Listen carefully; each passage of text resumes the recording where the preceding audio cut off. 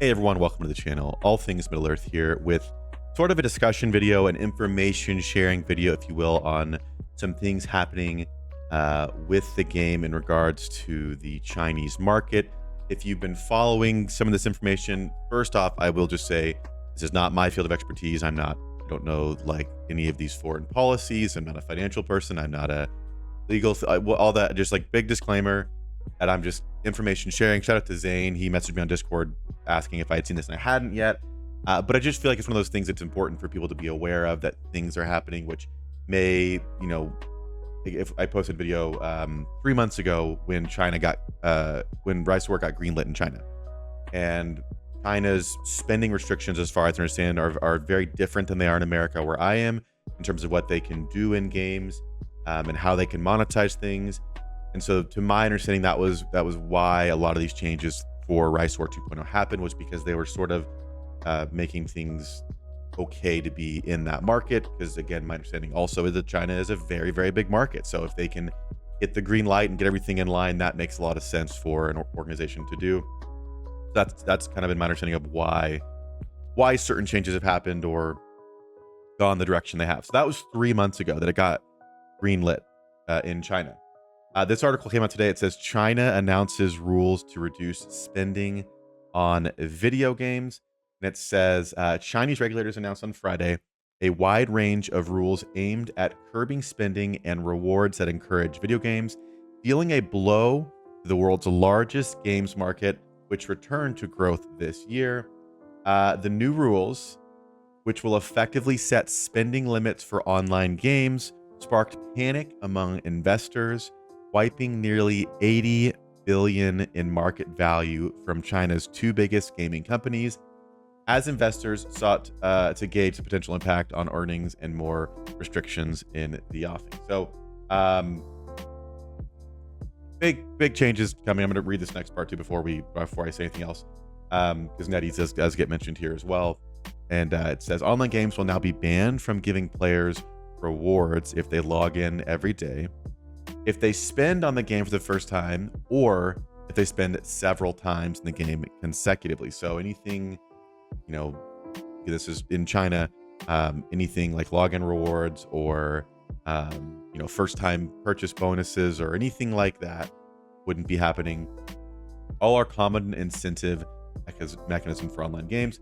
Then it said shares in Tencent Holdings, the world's biggest gaming company, tumbled as much as 16% at one point, while those of its closest rival, NetEase, plunged as much as 25% after the National Press and Publication Administration published the new draft rules. So again, I'm going to link this down below. Not an expert. Feel free to read through it yourself if you want, but I just thought it was very interesting because are seeing all these changes take place because of the game, and the new availability of the Chinese market. And now it sounds like there are going to be some huge restrictions on what they can and cannot do. And I don't know what that means. I don't know what's going to look like for the game.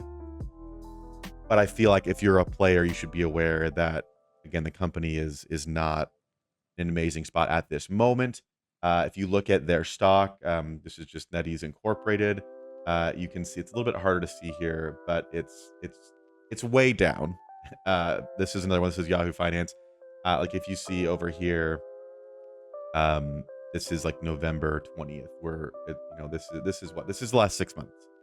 And again, I'm not a financial person, so I'm not just looking at the information I have, and we were here and now we're way down here and going down. So clearly you can see an impact from these things happening, and the real question is, what is that going to mean for Rise to War? I don't know. I guess I'm more asking the question.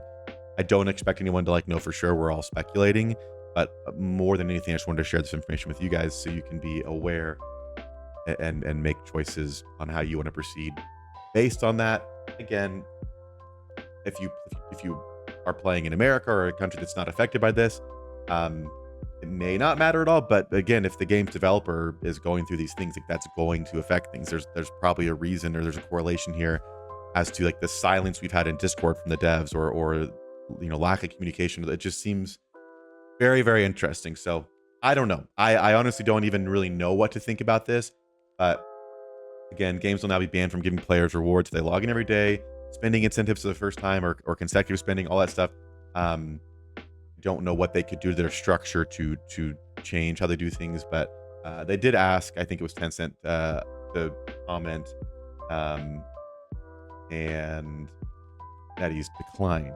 So NetEase didn't say anything about this that I'm aware of yet. So I don't know if I see anything else that's like makes sense or is really relevant to share, I will, but I just wanted to make sure you guys knew that in the saga of Rise to War and its new markets and changes that have happened, to me, it just seems like they made a lot of changes in the game to fit into the Chinese market, and now the Chinese market may not end up being as lucrative as they thought. That's like my thought. So then it's like, okay, is anything going to change? Are they going to start focusing on other markets because like they realize this is it, like this is how they're going to make money?